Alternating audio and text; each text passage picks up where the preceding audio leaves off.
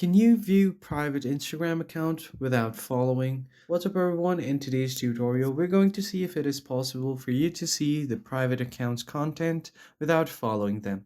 But before getting started, make sure to head down below to give this video a like and hit the subscribe button as well. So the first thing you need to do is open up your Instagram. And here, if you want to check the accounts list for any of your friends or followers, then what you need to do now is go to the search bar.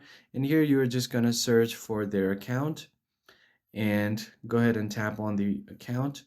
Now here, what you need to do is go ahead and try to look at their profile, but you're not able to do that. So in that case, what you can do is just go ahead and tap on the follow button right here. So what happens is there is no external way for you to know about the content of their account without actually following them.